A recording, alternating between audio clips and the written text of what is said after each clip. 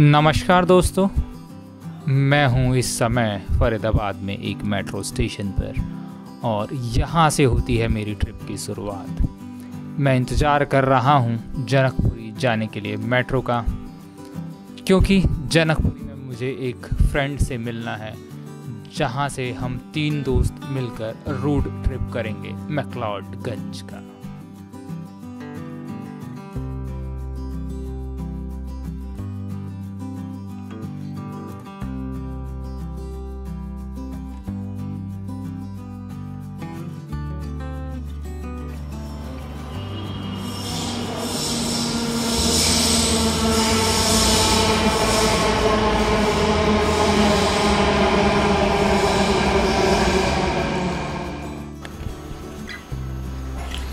आप देख सकते हैं कितनी खाली है ये मेट्रो। ऐसी खाली मेट्रो मैंने पहले कभी नहीं देखी। बट मैं एक चीज़ की तारीफ़ ज़रूर करूँगा सरकार की या मेट्रो अधिकारियों की, इन्होंने पूरी तरह से इंतज़ाम किए हुए हैं। आप देख सकते हैं पूरे साइंस बनाए हुए हैं कि आपको कहाँ खड़े होना है और कहाँ बैठ सकते हैं। 2 लोगों के बीच में बैठने की दूरी के बीच में जगह छोड़ी हुई है। तो ये एक अच्छा इंतज़ाम है आपको कोविड से बचाने के लिए, पर हमें भी सरकार का साथ देना होगा।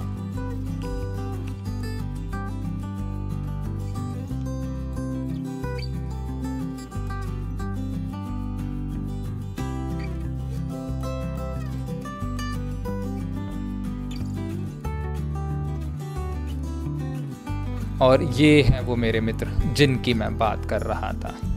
तो हम मिल चुके हैं यहाँ पर अपनी ट्रिप की शुरुआत करने के लिए। अभी हम मेट्रो से बाहर निकलेंगे तो हमें हमारे तीसरे मित्र जिनकी गाड़ी है, हम उससे अपना रोड ट्रिप प्रारंभ करेंगे।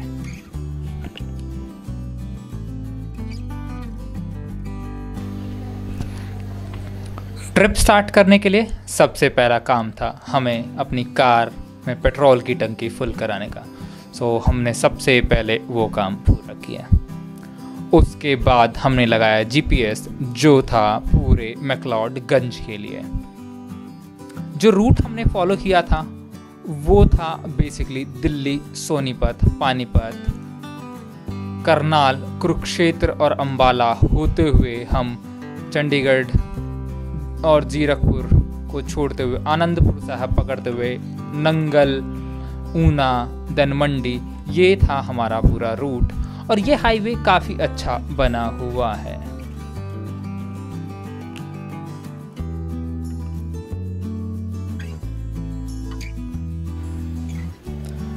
हम दिल्ली से सिर्फ बाहर निकले ही थे तो हमें मिला ये दिल्ली बॉर्डर पर ऐसा कुछ ट्रकों का जाम जो हमने पार किया। हम रोड ट्रिप करें और मूर्थल के आसपास ढाबों पर मत्था ना टेकें तो ऐसा हो नहीं सकता। तो हमने, जैसा कि हमारा ट्रिप का हमेशा से उसूल रहा है, हम मूर्थल में किसी भी ढाबे को सिलेक्ट करते हैं और पहुंच जाते हैं वहाँ मत्था टेकने।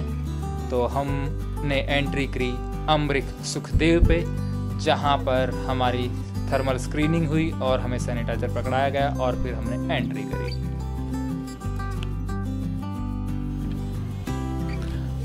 रेस्टोरेंट में बैठने के साथ ही हम में से एक समझदार व्यक्ति ने बोला, क्या हमें यहाँ मास्क लगाना चाहिए या उतार देना चाहिए, क्योंकि अब हम खाना खाने के लिए बैठ चुके थे। यहाँ मंगाए थे हमने सबसे पहले दही भल्ले और उसके बाद फिर हमने उठाए पराठे। सब घर से खाना खा के आए हुए थे, फिर भी हमारा उसूल है हम जब रोड ट्रिप स्टार्ट करते हैं तो ढाबों का खाना जरूर खाते हैं।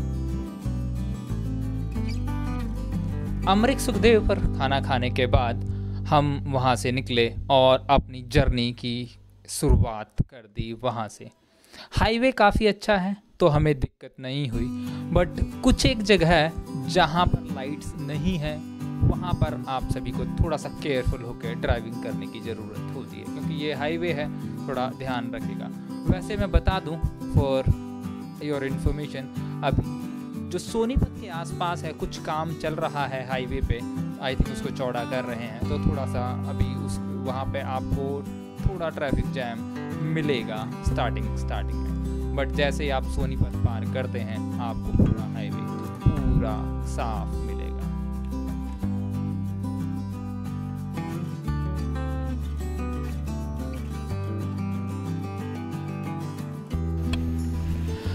हमें पूरी रात ड्राइविंग करनी थी, तो हमने बारी बारी से ड्राइविंग की। सबसे पहले हर्ष ने की, फिर जितेंद्र ने की, फिर लास्ट में जब हम अंबाला क्रॉस कर चुके थे तो उसके बाद कुछ समय के लिए ड्राइविंग मैंने की। तो इस तरह से हमने पूरा रास्ता पार कर दिया पूरी रात। ऑलमोस्ट हम सुबह पहुंच गए थे अराउंड नंगल के आसपास।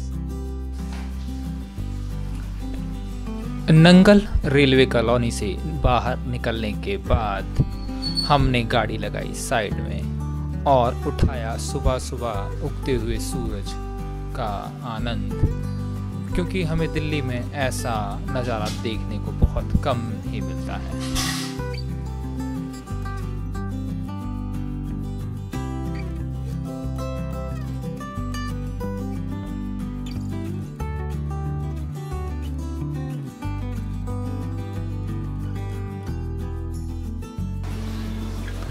पूरी रात का सफ़र हमने ड्राइविंग करते हुए और बात करते हुए निकाल दिया, पर एक महाशय थे जो हमारे ग्रुप में, वो पूरी रात सोए हुए थे।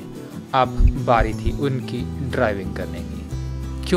क्योंकि हम आ चुके थे अब पहाड़ों के नज़दीक, और ये हम तीनों में यही महानुभाव हैं जो सिर्फ पहाड़ों पे ड्राइव करते हैं।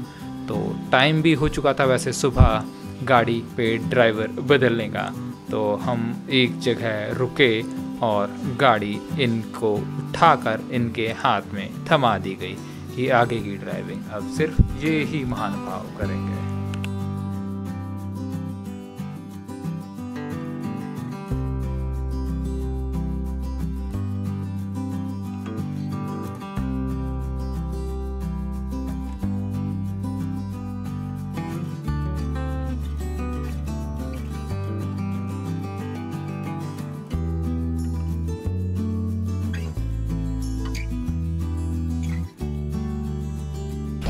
और जब सुबह हुई और हमने गाड़ी पे ड्राइवर चेंज करने की बात स्टार्ट करी, तो फिर वही बहस स्टार्ट हो गई, किसने गाड़ी ज़्यादा चलाई, कौन ज़्यादा आराम करने लगा।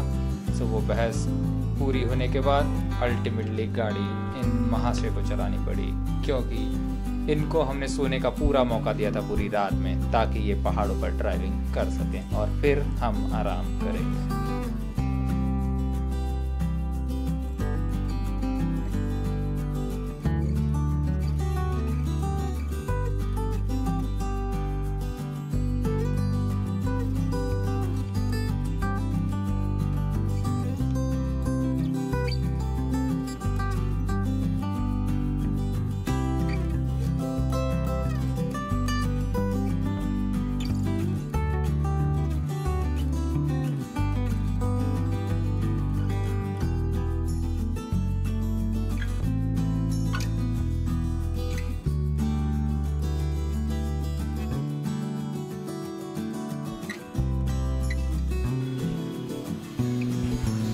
हिमाचल और उत्तराखंड दोनों देवभूमि के नाम से जाने जाते हैं। यहाँ पर जब आप कांगड़ा में एंटर करेंगे तो आपको यहाँ पर जो 9 देवियों के लिए हैं, जैसे ज्वाला देवी, चिंतपूर्णी देवी, आप सबको वहाँ पर, या बगुलामुखी, वो सारे मंदिर के रास्ते आपको बीच में दिख जाएंगे। सो जो भी कोई वहाँ जाना चाहता है तो जैसे ही आप कांगड़ा एंटर करते हैं तो आप वहाँ जा सकते हैं।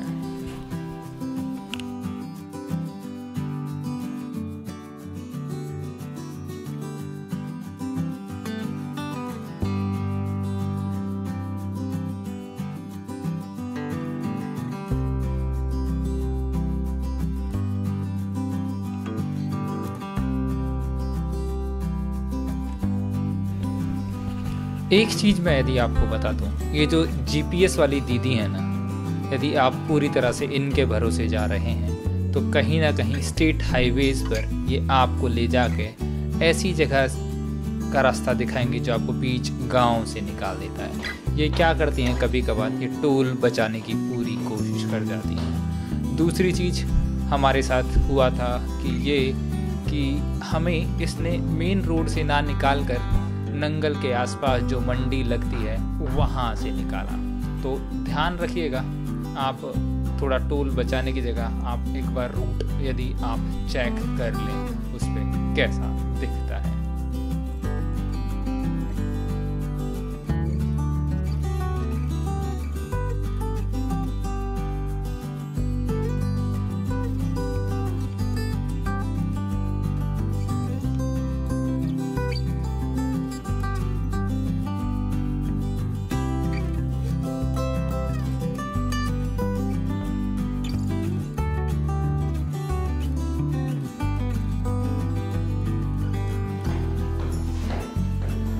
कांगड़ा पार करने के बाद हम एंटर कर चुके थे धर्मशाला, और यहाँ से ही हमें पहाड़ों पर गिरती हुई बर्फ देखने को मिल रही थी।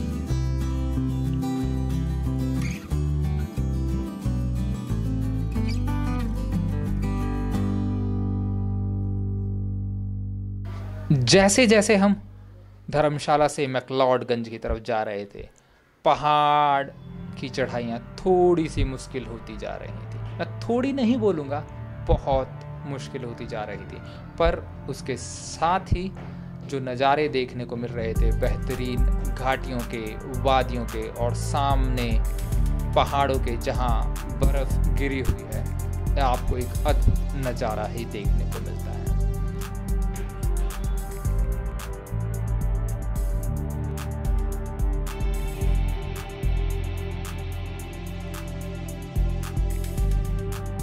कुछ इस तरह के बेहतरीन नज़ारे आपको देखने को मिलेंगे, पर आपको क्या करना होगा, यदि आप ऐसे नज़ारों का आनंद लेना चाहते हैं तो आपको रुकना पड़ेगा, बीच में गाड़ी रोकनी पड़ेगी। सो हमारी रोड ट्रिप का मेन पर्पस यही रहता है ताकि हम